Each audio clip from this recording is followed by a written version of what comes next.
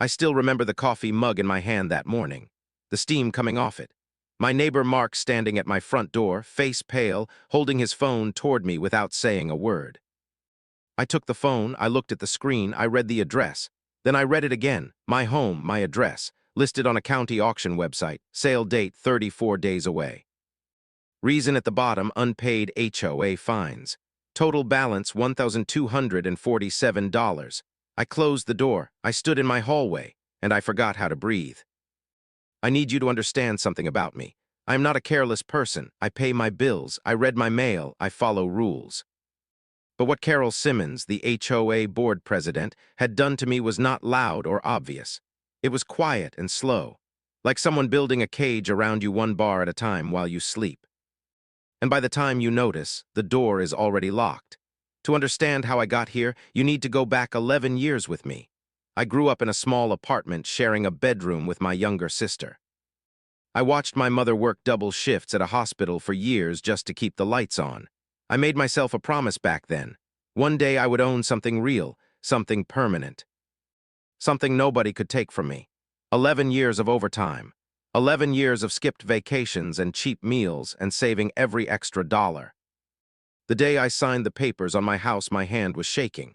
That evening, I sat alone on the floor of my empty living room and I cried, because I had done it.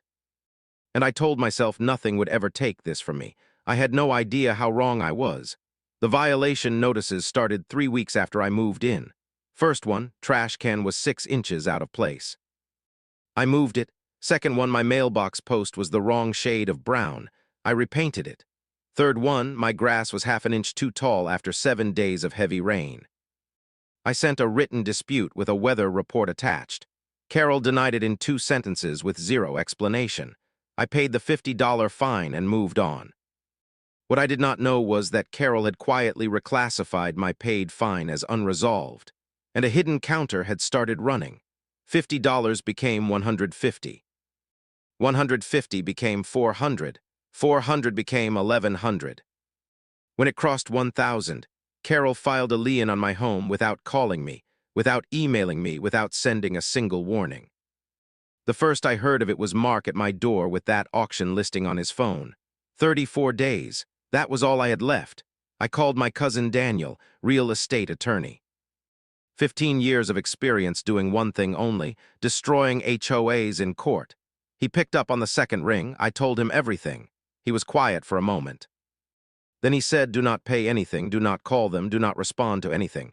Give me 48 hours. I asked if I would lose my house. He said, give me 48 hours. Those were the longest 48 hours of my life. I walked through my house at night, touching the walls like I was trying to memorize them. Meanwhile, Carol was sleeping fine, completely unaware that the man she had cornered had just handed his case to someone who was very good at finding the one thing that brings everything crashing down. Daniel found it, and when he called me back, he said, Carol Simmons just made the most expensive mistake of her life. If your blood is boiling right now, drop a comment below and tell me the worst thing your HOA ever did to you. I read every single one. And if you want to see Carol's entire world fall apart, hit subscribe. Daniel called me back exactly 47 hours later. I was sitting at my kitchen table staring at nothing when my phone buzzed. I picked it up before the first ring even finished. He did not say hello. He did not ask how I was doing. The first words out of his mouth were, pull up your email right now because I just sent you something that is going to make your jaw drop. I opened it. It was a document. A single page pulled from the county records office. And what was on that page changed everything. Here is what Daniel had found. When Carol filed the lien against my property, she had followed the HOA enforcement process.